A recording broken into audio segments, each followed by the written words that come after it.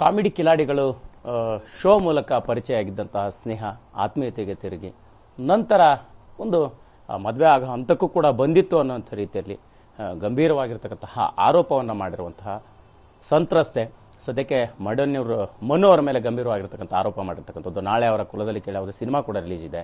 So ಈ ಹಂತದಲ್ಲಿ ಈ ಘಟನೆ ಎಲ್ಲ ಯಾಕಾಯಿತು, ಅವರ ಆ್ಯಕ್ಚುಲಿ ಅವರ ನಡುವೆ ಇದ್ದಂಥ ಸ್ನೇಹ ಎಂಥದ್ದು, ಅದು ಯಾವ ಹಂತ ತಿರುಗಿತ್ತು ಅನ್ನೋಂಥದ್ರ ಬಗ್ಗೆ ಮಾತಾಡಲಿಕ್ಕೆ ಸಂತ್ರಸ್ತೆ ನಮ್ಮ ಜೊತೆ ಇದ್ದಾರೆ, ಅವ್ರನ್ನೇ ಮಾತಾಡ್ಸೋಣ. ಮ್ಯಾಮ್, ಈಗ ಸಹಜವಾಗಿ ಈ ಕ್ಷಣಕ್ಕೆ ನೀವೊಂದು ಗಂಭೀರ ಆರೋಪ ಮಾಡಿದಿರಿ ಮಡೇನೂರು ಮನು ಅವ್ರ ಮೇಲೆ. ಸೊ ಈ ಆರೋಪಕ್ಕೆ ಏನು ಪ್ರಮುಖ ಕಾರಣ, ನಿಮ್ಮ ಮತ್ತು ಅವರ ನಡುವೆ ಇದ್ದಂಥ ಆತ್ಮೀಯತೆ ಯಾವ ಹಂತಕ್ಕೆ ಹೋಗಿತ್ತು ಅನ್ನೋಂಥದ್ದು? ಸರ್, ನಮ್ಮ ಆತ್ಮೀಯತೆ ನಾವು ಲವ್ ಮಾಡಿದ್ದೀವಿ ಅಲ್ಲ ಸರ್, ಅವ್ನು ನನಗೆ ಬೆಸ್ಟ್ ಫ್ರೆಂಡ್ ಆಗಿದ್ದ. ಅದನ್ನೇ ಅಡ್ವಾಂಟೇಜ್ ತಗೊಂಡು ನನಗೆ ಅಂದರೆ ಕೇಳೋರಿಲ್ಲ, ಅಪ್ಪ ಅಮ್ಮ ಇರಲಿಲ್ಲ. ಸೊ ನಾನು ಮನೇಲಿ ಒಬ್ಬಳೇ ಎತ್ತಿದ್ದೆ.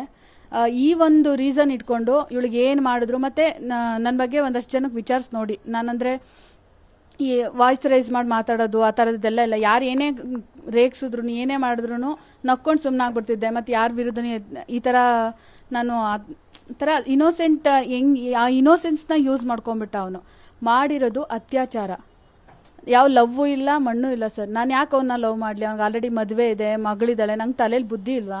ಅವ್ನು ಲವ್ ತುಂಬ ಜನ ಅವಳಿಗೆ ಏನು ತೆಗಬೇಕಿತ್ತು, ಮದುವೆ ಆಗಿ ಮಗಳು ಇದ್ದಾಳೆ, ಅವಳಿಗೆ ಬುದ್ಧಿ ಇರಲಿಲ್ವಾ, ಬೇರೆ ಯಾರು ಸಿಗ್ಲಿಲ್ವಾ ಅಂತ ಈ ಮಾತುಗಳು ಆಡ್ಬೋದು.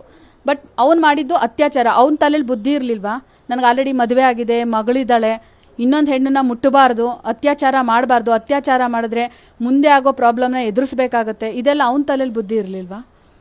ಮ್ಯಾಮ್, ಈಗ ನಿಮ್ಮ ಮತ್ತು ಮನೋಹರ್ ನಡುವೆ ಆತ್ಮೀಯ ಸ್ನೇಹಿತರಾಗಿದ್ರಿ, ನಂತರ ಅಂದರೆ ಮನೆ ಕೂಡ ಮಾಡಿಕೊಟ್ಟಿದ್ರು ನಿಮಗೆ ಅನ್ನೋವಂಥದ್ದು.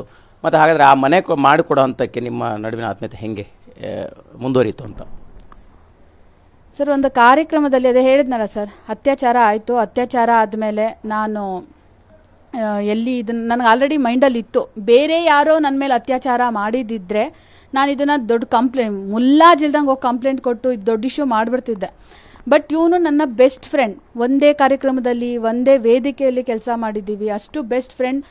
ಎಷ್ಟೋ ರಾತ್ರಿಗಳೆಲ್ಲ ಕಾರ್ಯಕ್ರಮ ಮುಗಿಸ್ಕೊಂಡು ನನ್ನ ಮನೆಗೆ ಬಿಟ್ಟು ಸೇಫಾಗಿ ಹೋಗಿದ್ದಾನೆ. ಮತ್ತು ಇವ್ನಿಗೆ ಆಲ್ರೆಡಿ ಮದುವೆ ಆಗಿ ಮಗಳಿದ್ದಾಳೆ ಅನ್ನೋ ಒಂದು ದೊಡ್ಡ ನಂಬಿಕೆ ಇವ್ನು ನನ್ನ ಮೇಲೆ ಕೆಟ್ಟ ದೃಷ್ಟಿಲಿ ನೋಡಲ್ಲ. ಯಾಕೆಂದ್ರೆ ಅವ್ನು ನಡ್ಕೊಂಡಿದ್ದ ರೀತಿ ಹಂಗಿತ್ತು, ಹಾಗಾಗಿ ಹಂಗೆ ನಂಬಿದ್ದೆ ನಾನು.